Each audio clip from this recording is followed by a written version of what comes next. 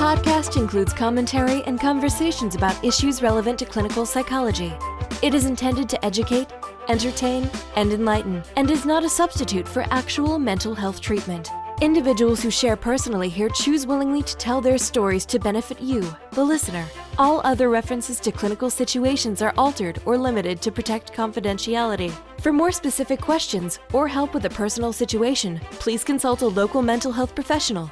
Therapy, mental health, real life. This is Psych Rally with Los Angeles-based clinical psychologist Dr. Martin Hsia.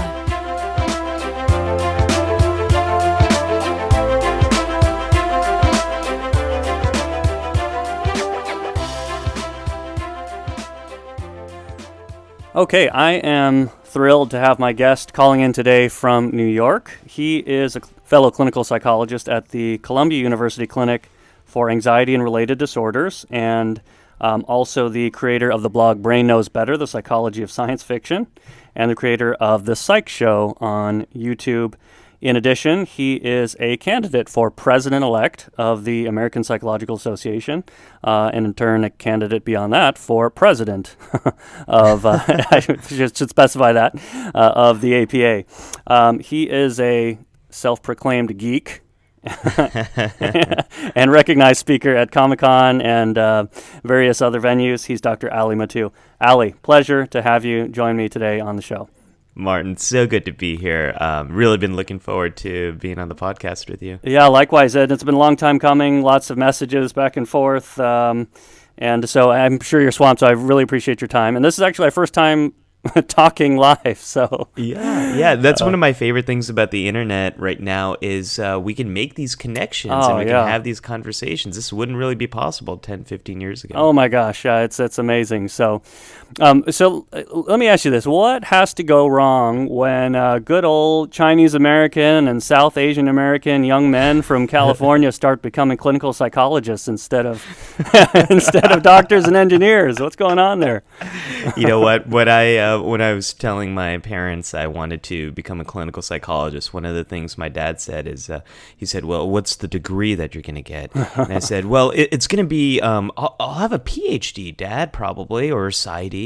He's like, "PhD, no good. You know what MD stands for, right?" And I was like, "Medical doctor?" He said, No, MD stands for money doctor." Oh my gosh. You know what PhD stands for? And I said, "No." And he said, "Poor hungry doctor." Oh man. He didn't have one for PsyD though, did he? No, he did have one. But it was probably even a notch lower than that, right? Probably. So, but they came around. Yeah. Well, and maybe the better question to ask is what went right? What went right? What went right when people like you and I are becoming psychologists, right? Yeah, I'd love to hear what it was for you. For me, it was just by chance taking an introductory psychology class, and I didn't really know much of anything about the field or what it was, and just the idea that there was a science that could answer a lot of these questions we had about humanity, that really appealed to me.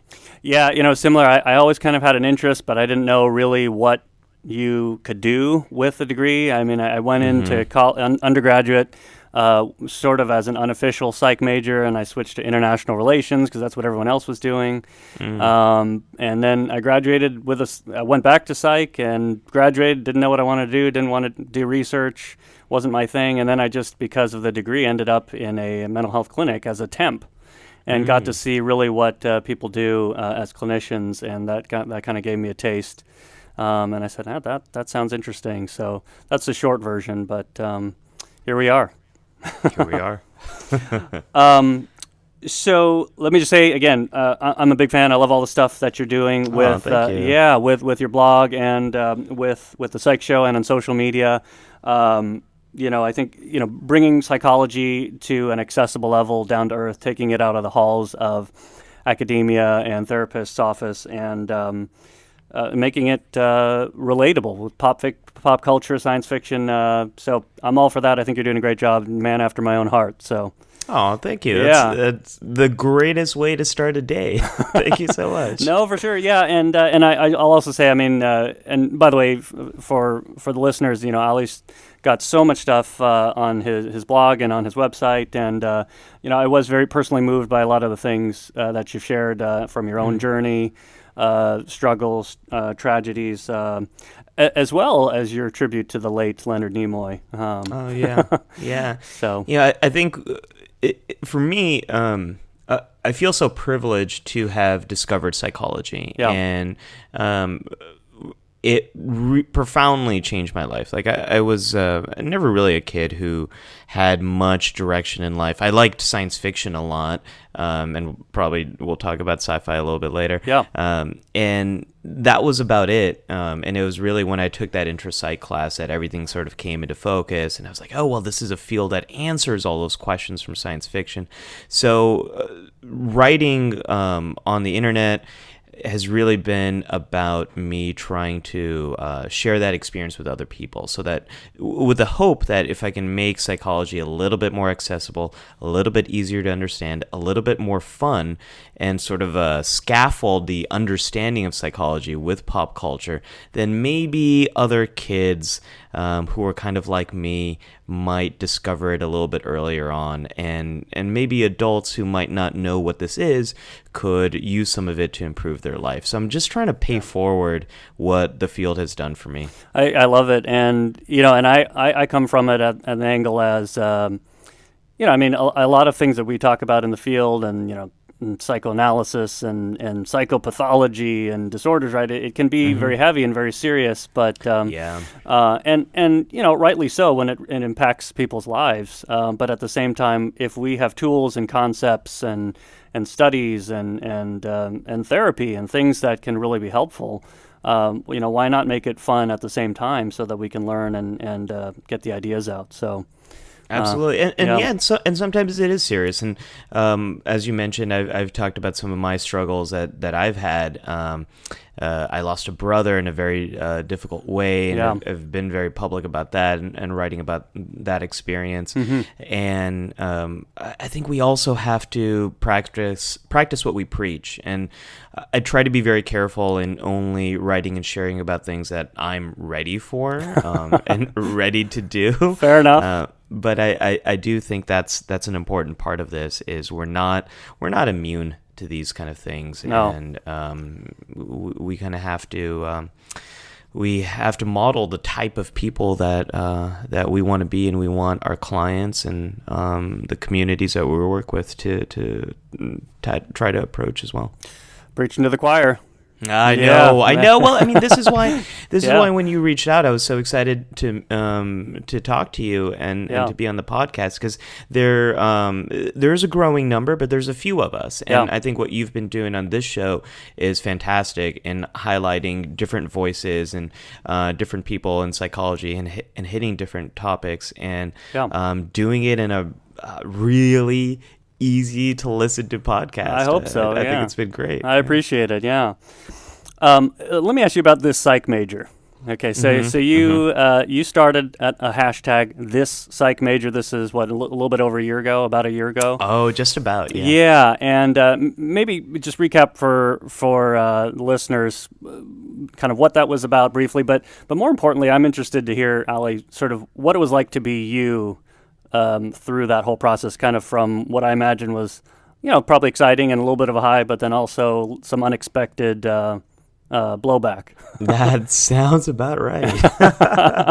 So what happened just about a year ago, we were in a very different place with the U.S. presidential elections. There was a primary process. The other election, by the way. The other election, yeah, which is why I'm glad you had that little disclaimer, running for American Psychological Association. That's president. Right. Hello. Not the other one, right? Position I would never touch with a 10-foot long pole.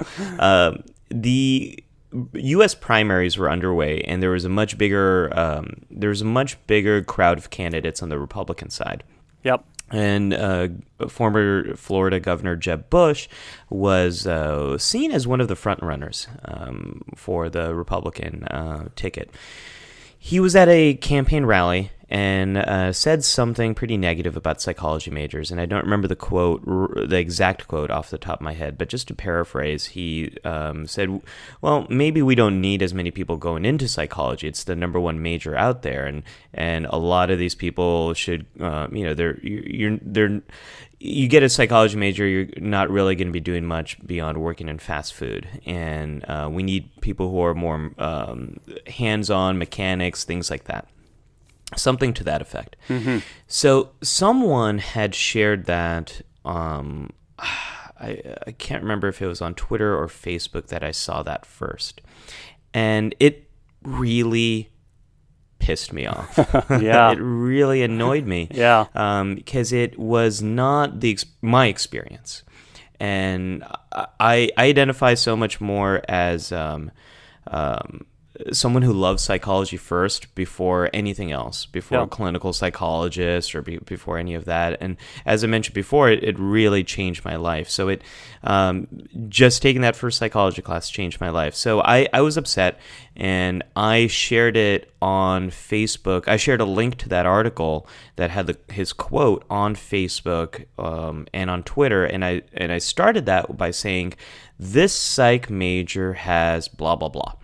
Right. And then, there was no idea of let me make a hashtag and things like that.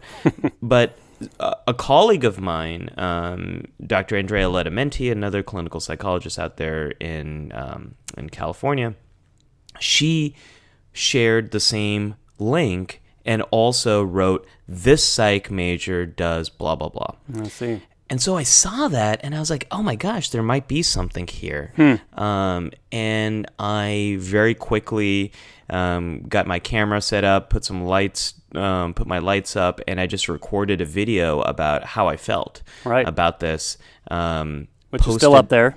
It's still up there, yeah. It's some video that's gotten the most views that I've ever made. I put that up there, put the hashtag this psych major, took a photo, and I think I said hashtag this psych major helps young people overcome suicide.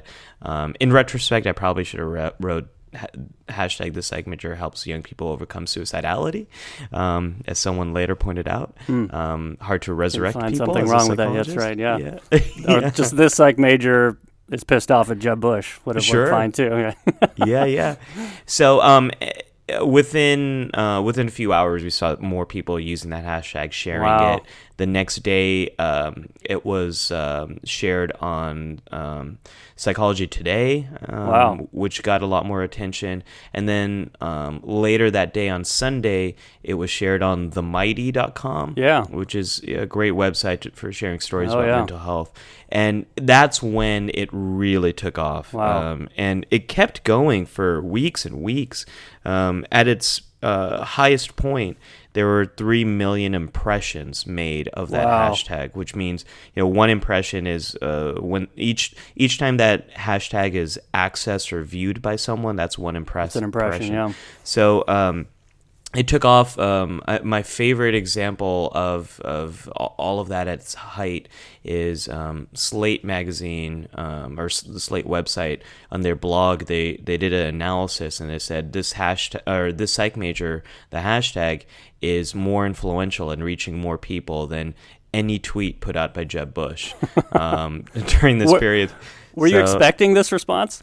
No. It must have been pretty exciting, though. It's like, wow, I created a ripple effect here. So what was so exciting to me and so validating was to see the diversity of people that were responding. So we had a lot of the early people were psychologists that were posting, but by Monday or Tuesday, once it was on the Mighty especially, there were just so many interesting people. Someone who works at Disney and is using their undergraduate psychology degree there. Someone who many people who actually work in the armed forces. And my very favorite one was a psychology major who had did a summer internship with Laura Bush.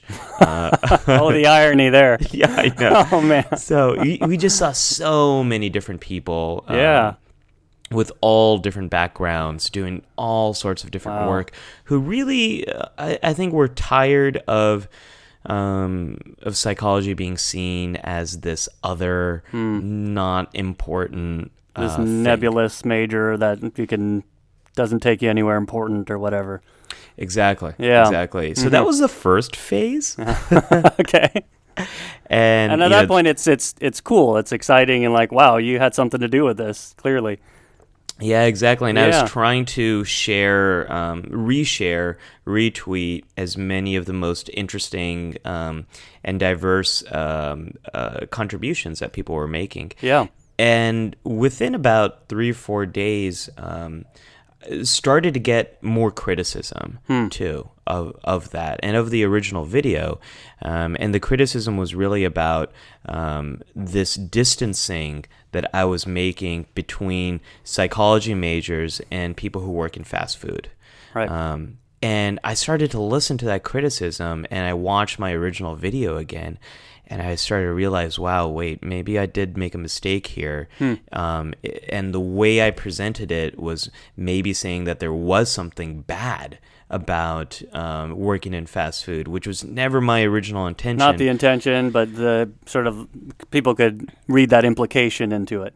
Exactly. Yeah. Exactly. And and that really didn't sit well with me. Yeah. And I reached out to a few of the people who were making those criticisms and talked to them about it, some over email and some on the phone. Yeah. And I realized, I made a mistake here. And so I did a follow-up video that talked about not only the community that had been formed around this major, but some of the mistakes I made. I also tried to make it educational too about the psychology of why it might have gone viral, and the strong emotions of anger that were playing a role in making this a bit more viral.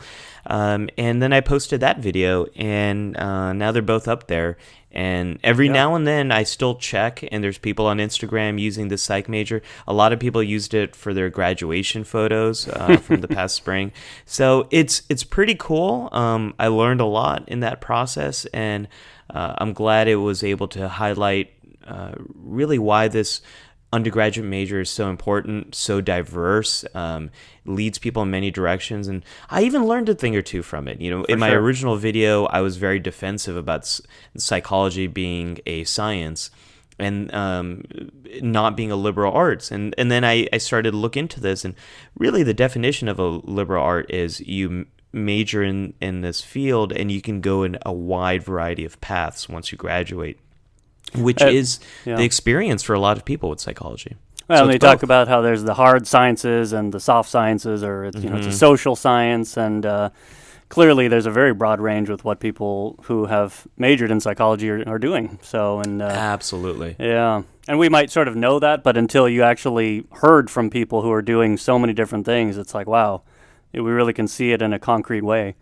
Yeah, and that's that's the coolest thing about this. And it's not about me, but it was about tapping into this community that's already there, but hasn't really had a voice. And the voice really came from everyone. That was the coolest part of it, and that is still what moves me, just to see so many different people from so many backgrounds doing so many different things. I love that. That's why I love psychology. No, it's awesome. And I think there's two things that stand out to me about just the whole phenomenon is for you, it's like I think this shows the double-edged sword of technology and social media and how we're all so connected, because on one hand, it's like, wow, you could get something really valuable out there and get people talking about something, but at the other hand, it's very exposing, and it's like, oh my gosh, like, again, with totally good intention, I can say something that can, create distancing or be a little bit insulting, and well, now I've got to sort of figure out how to navigate that. But, the second piece is like, again, as you said, modeling, practicing what we preach, and how I respect how you very humbly sort of had to, I got to own up to that. I think the way you said it was, at best maybe you were clumsy, at worst you were classist, and but you put it out there, and just like being at an AA meeting, you named it and you claimed it. So trying to own up to it and clean it up. So it sounds like you did that. I hope so. So. We got to walk the walk. And sure. It is hard. I will say the thing about the internet is one of my favorite studies that I read a few years ago looked at a lot of the intense aggressive actions that happen on the internet. And why is this? And people for a long time have said, well, there's this online inhibition effect or disinhibition effect, where the internet is kind of like alcohol. It loosens your inhibitions because you're anonymous. Right. It's not that. What that study found is it's more because of the lack of eye contact. So the way we interact with each other is face to face. We have less of that on the internet. It can make us a little bit more impulsive, a little bit quick to act. And some of that played out in my video, and that happens for all of us. And the challenge of the internet is, okay, well, when we do make these mistakes, how do we own up to it? How do we fix it? How do we repair it? Sometimes that's hard to do in a short little tweet. For sure. Let me ask you about, so there's an election going on, as we said, and I'm not talking about the one between Hillary Clinton and, what's that other guy? That other Donald guy. Trump, I believe. He's Trump, that's right. Yeah, that's right. Little-known Republican candidate. Yeah, his name's it's kind of new on the scene. But no, the election for president of the APA, or the American Psychological Association, of which for which you are a candidate. Yes. Very cool. And I've done a little bit of research on the, I think, 5 total candidates, right? And each of you have very impressive resumes, have made great contributions to the field, and should be commended. But none of the other 4 candidates, from what I can tell, come close to what you're doing in terms of their use of social media, the depth and the breadth of what you've been able to, ways that you've been able to represent the organization and the profession to what I would say in ways that are accessible to younger generations and early career professionals. So hats off. I think you bring the cool factor. Thank you. Yeah. Thank you. And let me read a kind of a short excerpt from your candidate statement, and maybe you can build off of that. And I'll paraphrase a little bit, but you said, psychologists are leaving the APA, and early career psychologists aren't joining. What happened? We stopped prioritizing members, and we need a new way forward. I envision a new APA that will prioritize members by dramatically reducing membership dues. And you talk about reflecting diversity in the field, having members' voices be heard, developing leaders, rebuilding trust. That all sounds great to me, and I think would be hard for anyone who supports the field to argue with. But why do you think that hasn't been done yet? And how would you go about doing that? Well, I think one of the things that so I should back up one moment. So I've spent about 10 years being involved in the American Psychological Association, and during that time, I've gotten a very good sense of what is APA doing well, what is it struggling with, and why might that be? Yeah. And to answer your question here, I think one of the things that's happened is we haven't had much diversity in APA leadership, and diversity broadly defined. So people who are at different career stages, people who represent different backgrounds and different communities that aren't represented in the leadership, people who have diversity in terms of their career and where they focus and the type of work that they do.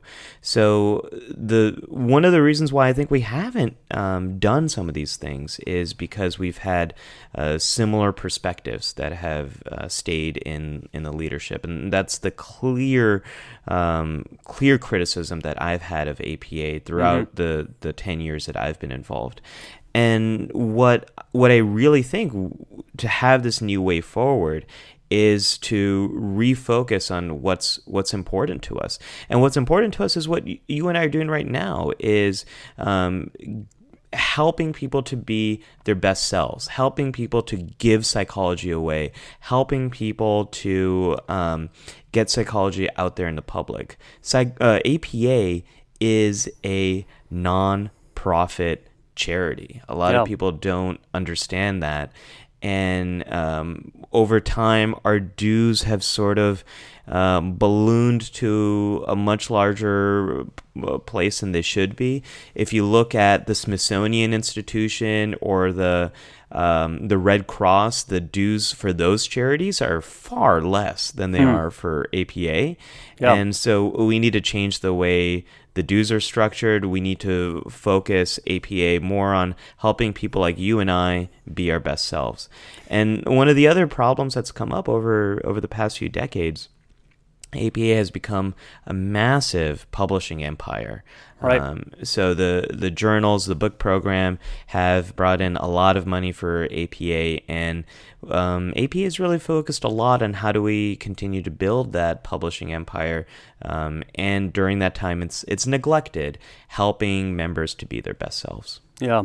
And I will out myself by saying, and maybe I risk professional credibility here, I have not maintained my APA membership. And it's precisely for the reasons that you've cited on some of your YouTube pitches and clips. I'm a member of my state organization and my local psychological association. I want to be part of my professional community and contribute. But if I had a choice, what's relevant to me as primarily as a clinician, it's not like I could. Money matters too, and where am I going to put my investment? And it just hasn't seemed like a priority to me. But a lot of things that you're saying make a lot of sense. So I think it's important for people to hear that and know what some of the barriers and challenges are out there. Yeah, absolutely. Yeah. And you're not alone. This past year, as I've been running for this position, I've had the privilege of being able to travel across the country, meet psychologists in many different regions at state psychological association conventions and at other conferences. And I've heard that story from so many people. And I think there's very good reasons. One of the things you mentioned for my platform is rebuild trust. There's been two very, very painful events that have happened with APA these past few years. Last year, through the Hoffman report, the independent review, the identification that APA did curry favor with the Department of Defense and loosened some of its restrictions on psychologists being involved in torture-related interrogations. I mean, that is painful. Pretty ugly. Yeah, it's ugly, and there is a very, very bad history in psychology and psychiatry of using our field to exploit other people. And so that brought up, not only was that ugly and painful, but it brought up that painful history. And then if you go a few years farther back, APA has a companion organization called the APAPO, the practice organization, which is more of the guild association. It's not the charity, but it's the organization that is dedicated to advocating for psychologists' involvement in healthcare and advocating for our reimbursement and making sure we have a fair share of healthcare services. There was a antitrust lawsuit saying that you were not APA. You did not communicate correctly. You said that if you are a practicing psychologist, you have to be a member of APA and APAPO, and that was false. It's up to us. You can choose what you want to be a member of, and that lawsuit was settled. So APA hasn't communicated honestly in the past, hasn't necessarily been the most transparent organization. We know the psychology behind this. We know that when you have groupthink, when you have leadership that is maintaining similar perspectives, they make more polarizing decisions, they make worse decisions. We've seen this in history time and time again. So I believe this is a time for us to come together, to rebuild, to reinvest in these core values that are the reasons why people like all of us became psychologists in the first place. I was going to say, you'd think if someone would be able to get that right, it'd be a bunch of psychologists who came up with the terms groupthink and what have you. But as you said, none of us individually or corporately are immune to the very messages we preach and the concepts that we've come up with. Absolutely, but I like it. This gets back to what you and I were talking about before. We have to practice what we preach, and one of the things that we talk about with psychology is that we're not immune. We are not immune to the same biases, the same politics, the same difficulties that other groups and other organizations and other individuals have. Yeah. It was apparent to me just from looking at the candidate profiles that I would I'm guessing that you're considerably younger than the other candidates as well, too, yeah? That's right. No, I'm the first early career psychologist to run for APA, and I think that's what we need. We need someone who both is involved and experienced, and I've been involved in pretty much every major leadership position you can have in APA, from boards, committees, to the board of directors, council of representatives, task force. So I know it. And at the same time, I'm coming from a different perspective. Yeah. And I think that's the kind of thing we need. And, there's a lot of us out there like that. Yes. There are a lot of early career, a lot of mid-career folks who want to be involved, want to make a difference, and also feel like their voice hasn't been involved and that their membership hasn't really mattered. So this is the time to rebuild. I think Churchill had a quotation that I'm probably going to mess up, but he said, "Never let a good crisis go to waste." And that's where I feel right now is this is the time for us to rebuild. Yeah, but you're the sort of, I guess you could say, kind of an outsider voice. You haven't been part of it for so long that you can, create, provide a perspective that's a little bit different or a little bit new, and hopefully, clean up some of the mess, I guess, is one way to put it. I hope so. Can't do it alone, but with everyone's support, I think we can make things a little bit better. In the spirit of public elections, you want to take the chance to throw any dirt at the other candidates, or tie them to any email scandals or torture or anything?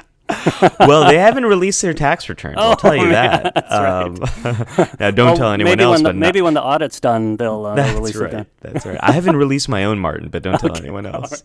Right. Well, we're on a podcast, so anyways.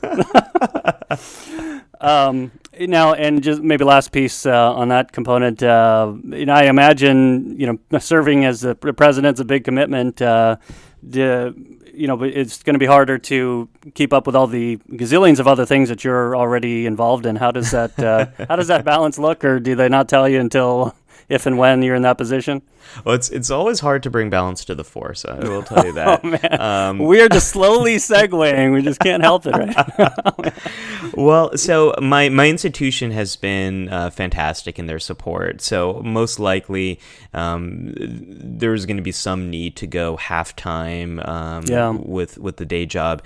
And with a lot of the blogging and the YouTube channel, those things will be probably toned down, but one of my goals would be to keep the YouTube channel going, to increase transparency and help people to understand what is APA and what does it do. I don't know if that would mean me being able to continue to do the Psych Show or to do a similar type of project and launch that with APA on their channels. Be awesome. Ideally, a little bit of both. It would be great if the Psych Show could be a little bit more behind the scenes. Hey, I'm going into this meeting. This is what it's all about. Here's what we're going to be discussing.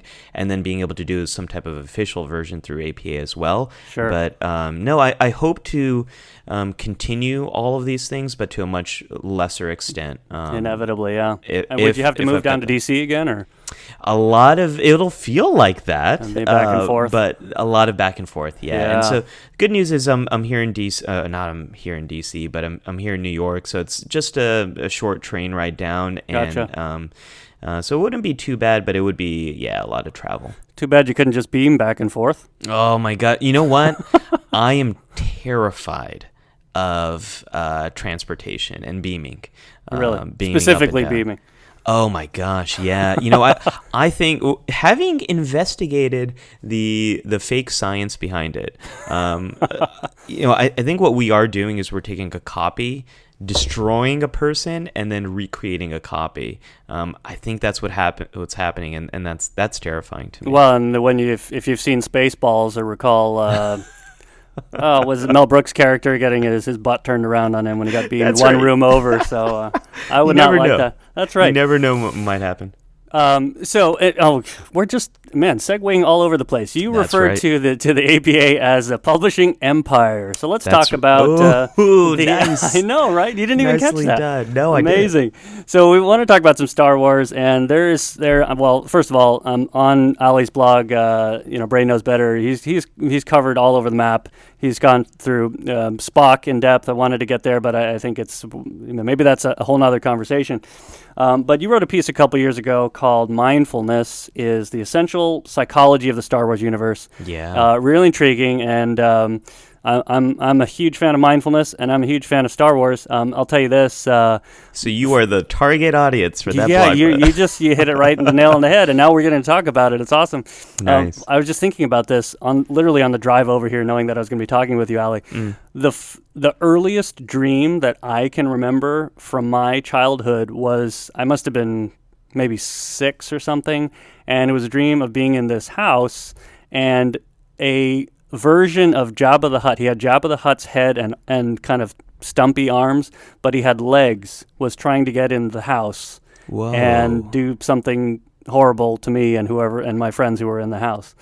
And that's pretty much all I remember, but I know. So thank you, George Lucas, for embedding a horrible character very early on in my psyche there. But so anyone can read the article, and I'll put it on the show notes for our conversation today. But real quickly, kind of summarize your argument or your case. Why is mindfulness the thrust of the Star Wars story, and perhaps maybe more broadly than that, what's the application or the message for a broader audience in terms of mental health? What can we learn from the Jedi and from the Force? Wow. Okay. So here's the background. I mentioned her before, but my good colleague, Dr. Andrea Ledamenti, and I, we've been doing a series at San Diego Comic-Con for a few years called The Psychology of Star Trek versus Star Wars. Yeah. And basically what it is we're using both franchises to help people understand Star Trek and Star Wars through debating both of them and shoving a dagger, or I should say firing a phaser at each other. And on the second panel, someone in the audience asked me, what is the favorite lesson that you've taken from the other franchise? Oh, yeah. I'm more of a Trekkie. I love both, but I'm always on the Trek side. And so I was thinking about that, and I was thinking, what from all those movies, and I watched those movies as a kid. I actually saw Star Wars before I saw Star Trek, but my earliest memory is not a very scary Jabba the Hutt. My earliest memory is being in a car driving across the Golden Gate, and I think it might be a false memory. I think it might be from Full House, but whatever. That's a different podcast. Weird amalgam there. Yeah, I know. Oh man. So I was thinking about that question, and I thought back to the trench run from Star Wars: A New Hope, and you have Luke Skywalker in the X-wing, and he's trying to fire those missiles into the Death Star, and he misses. And he hears Obi-Wan's voice, and he goes, trust yourself is what he hears. Use the Force. And what you see him kind of close his eyes, turn off his scanner, hold onto the joystick, open his eyes, target, and fire. And the Death Star explodes, right? Yep. And then award ceremony. To me, that moment is a moment of mindfulness. Yeah. And it's a moment of, what is mindfulness? Well, it's kind of like the pause button that helps you to completely embrace the present moment, experience what's happening in your body, notice any thoughts you have, and still, despite distractions, focus on the here and now.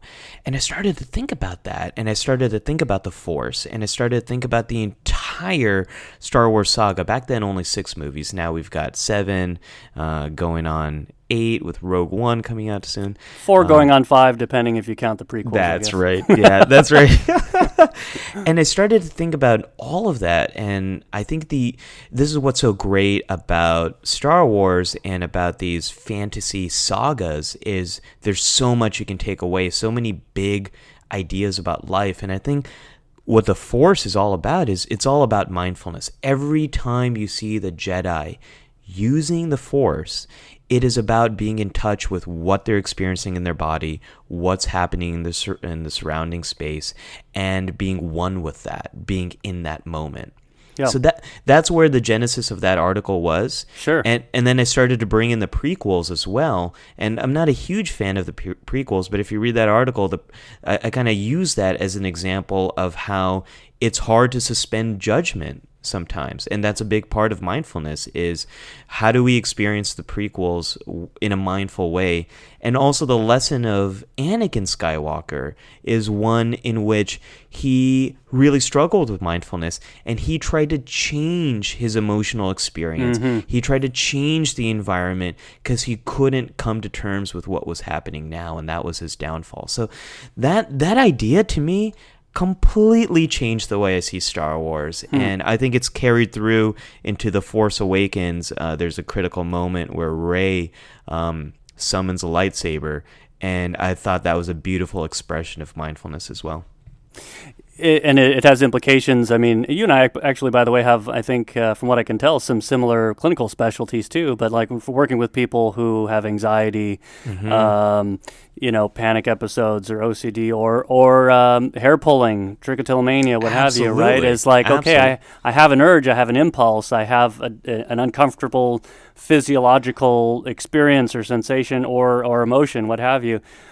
Okay, well, can we at least at some level be able to sit with that and tolerate that without having to act on it, or, as you said, for Anakin, change it into something else or avoid it?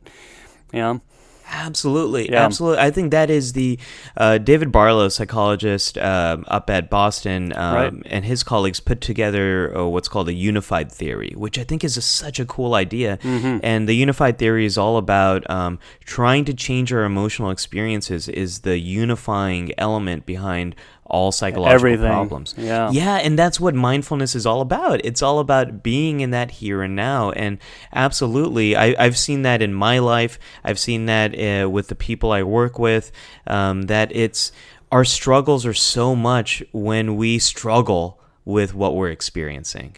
Even if it's rightfully unpleasant and difficult. Absolutely. Yeah, that's the hardest thing there.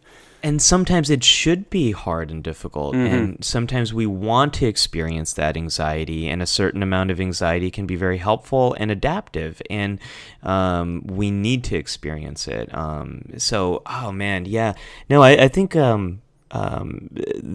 we could talk for so much about Star Wars and how this is all connected. Absolutely. Well, and what's interesting too, if you think about the character of Luke, right, going from episode 4, even you sort of see it, the arc throughout episode 4, but definitely from episode 4 through episode 6, Return of the Jedi, where he's this kind of, dorky guy trying to get the power converters, and he, wants to, join the Air Force or whatever. He's got something to prove. There's an insecurity, and you can see it.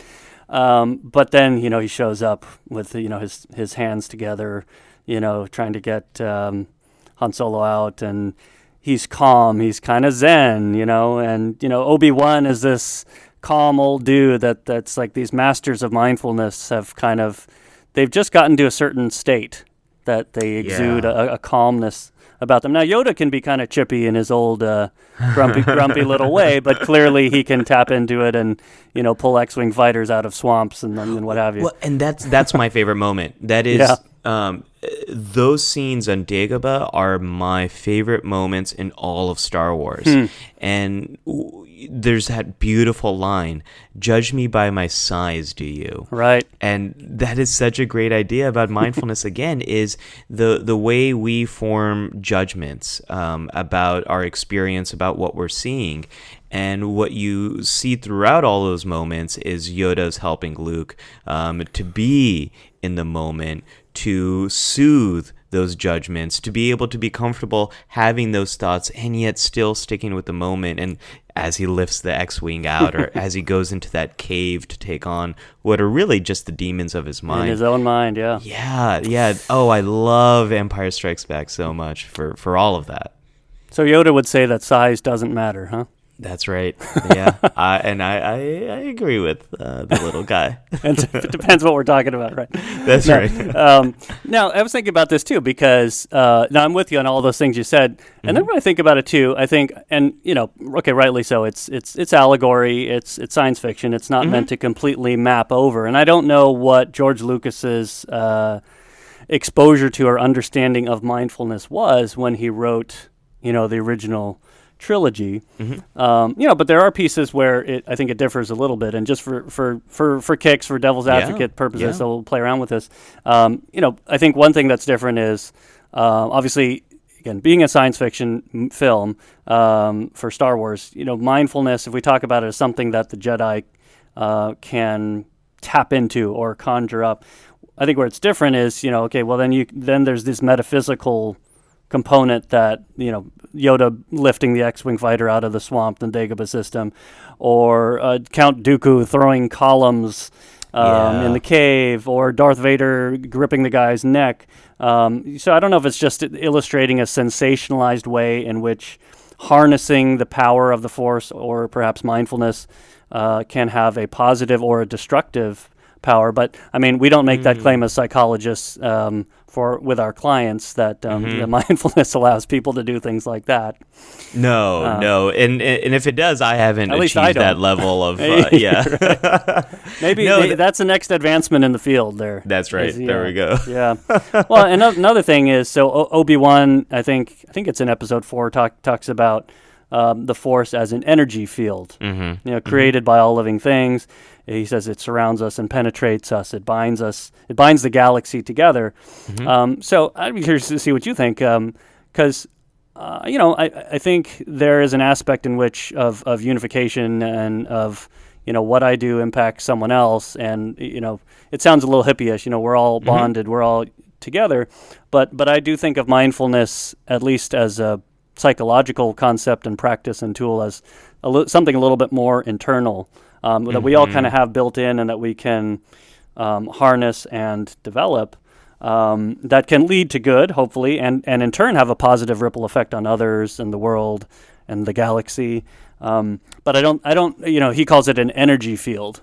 So it's a little bit different in that sense. Yeah, absolutely. And the way I conceptualize mindfulness is that it is a skill, and it's a skill you can develop, and it is something internal. And I think that's where some of the connections probably here are coming from. George Lucas being influenced by so many different traditions, and definitely probably being influenced in some ways by the Buddhist tradition, and that's definitely where the origin of mindfulness comes from, is Buddhism. And so I think there's similarities here, but it is this internal process and mechanism.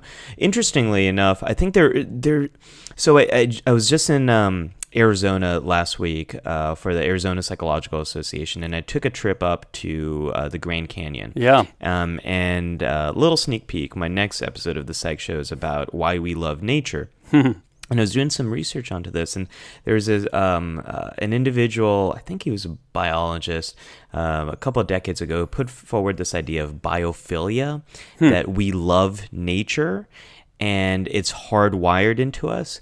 And I started to do some research on that to see how much our cognition improves when we're outside and outdoors, how much better kids function when they have recess outside, right? How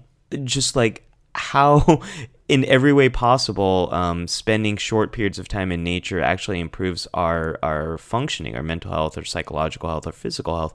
People heal faster from surgeries if they have a window outside versus no window, even to the point where having a picture of nature versus a picture of the city leads people to heal better from surgeries. So maybe there's something there, Martin, about us having some connection with life on Earth, with animals, with plants. I don't think we've been able to completely understand that through our research. And the number one recreational activity of astronauts is looking at planet Earth. Oh yeah. And there's something here, I think, that does connect all life. I don't think it might be beyond our ability to understand right now, but maybe there's something there to that life force. But I don't know. Yeah, well, I mean, I think it's just a case study of one. I've got a 4.5-year-old son, and if you put him in front of the TV to watch cartoons for an hour, he is wild and aggressive right after that. Even if he may not be pissed that you turn it off, but he's just got all this energy cooped up. But you let him run around outside for 10, 15 minutes, it's a drastic contrast. It's so interesting. And similar behavior, right? Like running around, and he'll run around after watching TV. But when he comes in, it sounds like he's probably a bit more calm, and his nervous system has been soothed. There's something there. Yeah, you're right. Something there. I don't know what it is. Maybe Obi-Wan can help us answer that. There we go. That's right. Oh, man. Well, and so here's the other thing I was thinking is mindfulness, or rather the Force, we talk about how, the Force is strong with this one. That boy was our last hope. No, there's another. Just one other? Right, so there's Luke and Leia. You know your stuff. You got your codes down. I know enough. I can talk with you a little bit, but the other. So there's a nature and nurture, right? So Anakin, the Skywalker line has the Force. Luke and Leia get it from their dad. Dad goes the other way because, well, for a number of reasons, but it does seem like that there is an exclusivity piece where it's like, some people kind of have it more than others. Like Han doesn't have it. He can kind of be part of the Rebel Alliance, but he the Force. Nobody says the Force is strong with Han, and Kylo Ren gets it through his mom, not through his dad. So there is a little, and even for Luke, there's like he has it, but it needs to be cultivated, as you said, and developed. And then at some point, he's a Jedi. He doesn't start out as a Jedi. So there's a little bit of a piece of it's not fully accessible to everyone the way we think of mindfulness. There's a little bit of there's the inner circle, and then once he becomes a Jedi, it's like you are certified. You are an EMDR practitioner now. That's right. That's right. Here's your lightsaber. That's actually one of the things that I dislike the most about Star Wars is this idea of exclusivity, this idea of bloodlines, this idea that only certain people can make these grand differences in the galaxy. Yeah. And that's actually and that is a tradition in a lot of fantasy-based stories, a lot of magic-based stories. Harry Potter has that, and Harry Potter sort of talks about the discrimination against bloodlines and all of that. And this is why I'm most excited about. This is why I'm so excited about Rogue One. It's going to be a story about people who aren't Jedi. And I'm excited to see the story of these people who don't have these powers, but they're everyday individuals like you and me. And it seems like a very diverse team if you look at the trailers. And they come together and they make a big difference in the galaxy. So I'm excited to see that. The Force is a little bit more spread out, less locked up for the special, those that have it in them or not. Exactly. Maybe, exactly. Yeah. And hashtag this Jedi grew up on Tatooine. Let's see if that one takes up. That's right, yeah. Hey, you had to do a little bit of work on your wife to catch her up to speed, I saw there, huh? Oh, you saw that video? Yeah. That was so much fun. My wife had never really seen Star Wars before. I was going to say, I would have thought that would have been, prerequisite for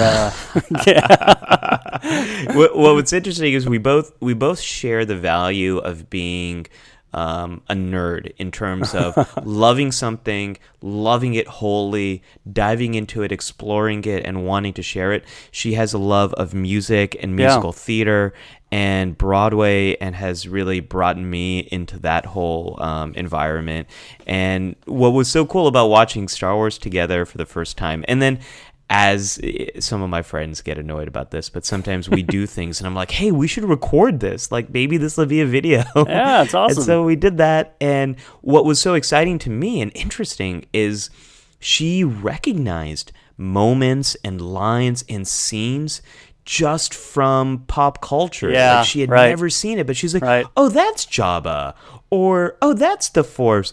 Oh, that's, I'm your father. I get it now. They're so pervasive. You just see them everywhere, but you didn't put it all together until you see it in the real place, yeah? Yeah, that really points to how influential this fantasy science fiction story has been. For sure. Let me ask you, and a quick spoiler alert here, perhaps for anyone who hasn't seen Episode 7, The Force Awakens. Sure. But I got to ask you, Ali, and then we'll get to a couple questions before we wind down.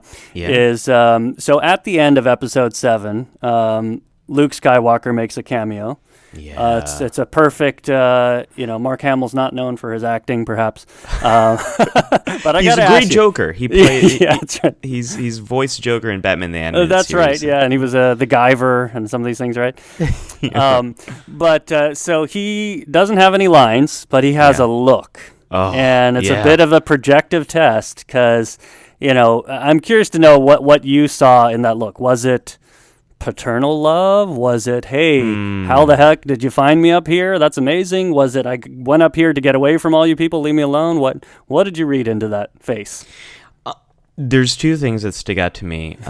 I think he's looking at the lightsaber in Rey's hand, and that lightsaber and what it represents, that's the lightsaber of his father, of Anakin Skywalker, that was given to him by Obi-Wan, that was lost at the Bespin City, Cloud City. And I think he's looking at that and he's like, how did you find that? What the heck is going on? Yeah. And then he looks at her and like, how did you find me? Right. And then I'm wondering if he recognizes her and knows who she is. And then, the film ends. Yeah. And I have no idea what their relationship is. I really hope, Martin, that he is not her father. Yeah. I would love it, getting back to what you and I were just talking about, if Rey is not a Skywalker, is not a Solo, but is a new person who is going to become his mentee, his Padawan, but is like a brand new individual in this universe. Yeah, and would take out the component where Star Wars is just an incestuous family drama. Yes, it's like, yes, it's about the Force and good and evil and the dark side and all this stuff, but it's not just the same bloodlines going back and forth. And now Luke's kid and Han's kid are fighting each other for 3 more movies. I know. I hope not. And if it is, you know what? I'll still watch it 20 times. Of course, yes. Got to do it. What did you think in that moment? Oh, gosh. I don't know. I had to read a whole bunch of things. That's why the things that I put out there, maybe that's what's going on in his mind. I'm with you. I hadn't thought of it that way until you put it. I think it would be more compelling if it's not his daughter finding him. Honestly, I don't know what I thought. I liked that I didn't know what to think. Yeah. And I thought the film did a good job. I'm a big fan of J.J. Abrams. I think just turning around both the Star Wars and the Star Trek franchises and making them new and fresh. I mean, that's just amazing. And I think Episode 7 was a tall order to, have to, kind of appeal to, the older generations like you and I who grew up with the films and tie things back in and bring the Millennium Falcon, this rusty old thing, and Han Solo back in, but also, I guess you could say indoctrinate a new generation and really have this be part of what young people are growing up with. I think you did a great job. Completely agree with you. Yeah. So in the interest of our time, couple quick just other get-to-know-you questions, Ollie, if you don't mind. Other than things we've talked about, any quick book or resource that you use a lot or would like to highlight for your clinical practice? Absolutely. There's 3 I want to recommend. Okay. I've been thinking about this. You gave me a heads up, and I was like, oh, Martin, I can't just pick a few.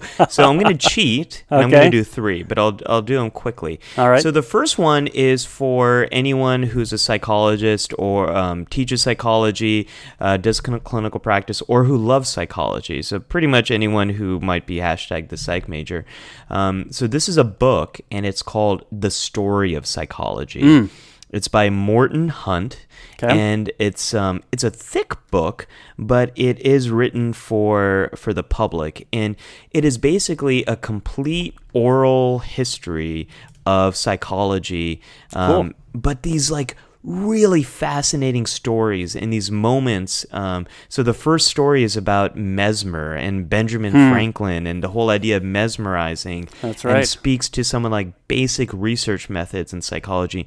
And it moves forward through all the big periods of psychology and all the big important historical figures. I love it. It's kind of behind the scenes look, other than what you hear on the textbook. Exactly. Yeah. What's the story behind these people? Yeah. Oh man, it's cool. Fantastic, especially if you teach. I love it. For clinical work, one of the books that I have used so much ever since I discovered it is a graphic memoir, and it's called called Marbles. It's by a cartoonist named Ellen Forney. Cool. And it's her story about her struggle with bipolar depression. And it also, there's a therapist involved in the story, and it is one of the best examples that I have ever seen of what bipolar depression is and the experience of living it and getting treatment for it. Yeah. It is at times emotional. Yeah. At times it is it lifts you up. It's beautiful. Wow. Beautiful. Okay. Cool. I actually think it should be a required reading in graduate school and medical school. I think it's that good. When you become president of APA, maybe you can mandate that somehow. Executive order. That's right. And you can give George Lucas a honorary award for putting mindfulness out there 30 years before it hit the field of psych and mainstream form. That is a good idea. That is a good idea. You got to quote me on that. I will. You'll be in the front row. We'll do it in California. Cool. And the very last thing I'm going to recommend is actually, as we spoke about my wife just a moment ago, she introduced me to Broadway, and one of the Broadway shows she introduced me to is called Next to Normal. Mm-hmm. And it is actually a Broadway musical about mental health. And it is about, there's been a lot of attention for Fun Home recently, but going a few years back, I think Next to Normal is a wonderful view of a family and how they deal with their mother's bipolar depression. Mm-hmm. There's a song called I Miss the Mountains, which always gets me, and it's so much about, okay, I'm getting treatment for this, but I'm also losing something that was so familiar and meant something to me. And it's also about how the family, how one person's struggle impacts a whole family. So really recommend that. It's not on Broadway anymore, but you can buy the soundtrack on Amazon or iTunes, wherever you get your music. It's beautiful. Well, you kind of covered my second question there, which was any other sort of work of art. And we've talked about film and already too, but any other work of art, music, film that you wanted to quickly mention that left a positive impact on you? Or I'll say one, and this is something I saw as a kid. It's an episode of Star Trek The Next Generation called Tapestry. And without spoiling it, Captain Picard is given the opportunity to correct one of the biggest mistakes in his life. And he goes back and he corrects it, and then he's brought back into the future, into the present day, I should say, and his life is completely different. It's not what he expected. And the episode is really about this idea that if we can learn from our mistakes, if we can grow from our mistakes, then there really aren't mistakes at all. And it's an episode I saw as a kid that was really about this whole idea of post-traumatic growth. But it was so helpful for me when I went through tough times, where I would say, okay, what can I do to grow from this experience and make the most of this? And we never, as psychologists, we never wish a tragedy upon anyone. But they're going to happen. And then the question comes, how can we find resilience? How can we grow? How can we learn to move forward in life? And so that episode really hammered that point for me when I was a kid. Helped me throughout. Yeah, for sure. Yeah, we might have to talk about this another time, but I do have to say, from what I know of Star Trek, I mean, they do such a good job of blending time. Forward, past, and I think they do a lot of that. It seems like particularly in The Next Generation, and the different things you can learn from that. And it also reminds me of you and I have tweeted back and forth about I think was it The Final Frontier, Star Trek V? I think so. And Cybok, and the trying to take away pain. I mean, that's again opposite of mindfulness, right? So, anyways, lots of good stuff there. We can get there another time. A sequel, if you will. That's right. How about that? Make a trilogy here. There we go. We'll go save the whales. There you go. Perfect. And other than what you've already shared and what's available, any kind of personal experience or thing you could share briefly that taught you a positive lesson or something that you could share with anyone listening? Oh man. I think the big lesson, I was a socially anxious kid, and the most important lesson I learned, I accidentally enrolled in a public speaking class, which made me face my fears. I didn't know what I was doing. I thought it was just be a class where we study famous public speeches. But the big life lesson I learned there is emotions are like waves in the ocean. They're not there, and then they rise like a wave. And at that point, we feel like that emotion is going to last forever, but they don't. Just They like a never wave do. in the ocean, they crash and then they're gone. And that life lesson, that emotions are just like waves in the ocean, I come back to that time and time again when I'm going through something or I get anxious or myself. Okay, let me ride out this wave. So that's another lesson that's always kind of stuck with me. Yeah, and that's right in line with Picard trying to change a mistake or something. Like, no, actually the mistake was there for a purpose, and we can learn something from it and Exactly. be even strengthened from it. So, Yeah, he said, I tried to remove this one piece, and it unraveled the entire tapestry of my life. oh, yes. Just which, such a way boy. with words. Oh, man, he's the best. Oh, well, yeah, that's a pleasure to have you here. Dr. Ali Mattu, clinical psychologist at Columbia and candidate for the APA. You can check him out at alimattu.com, correct? Yeah, that'll get you to everything. Yes, or at Ali Mattu on Twitter and hashtag the new APA. Ali, thanks so much for your time today. Hey, thanks for having me, Martin. It's been a pleasure to talk to you. Yeah, it's been fun. Maybe we'll do it again sometime when you ascend the throne. Hopefully it's not the Iron Throne, because that doesn't work out too well. That's for right. people. Fair enough. Thanks, Ali. Take care. Have a good one. And that was Dr. Ali Mattu. And how fun was that? Man, got to talk about Yoda and Luke. And these are characters that go all the way back for me and for him. And we get to talk about psychology at the same time. How about that? And by the way, my son is going to be R2-D2 for Halloween next month. So, and I had nothing to do with that. He chose it himself. For the record, we are going to talk about dreams at some point on Psych Rally. But there, you have a glimpse into my psyche. Jabba the Hutt with legs. And boy, Ali, really, you can hear his passion for all aspects of the field of psychology.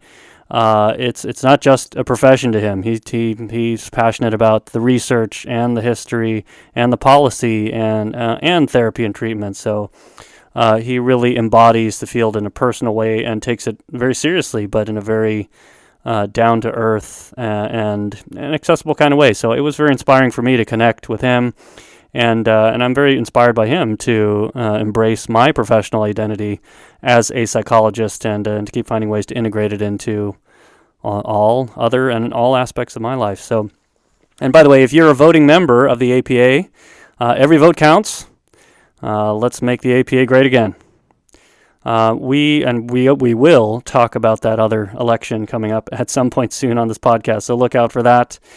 Thanks for tuning in via iTunes and doing your routine Amazon.com shopping by psychrallypodcast.com. On the links, you will see all the links again to alimattu.com and a bunch of the books that he referenced on the show notes for this episode on psychrallypodcast.com. We will catch you next time. Thanks for tuning in, and may the force be with you.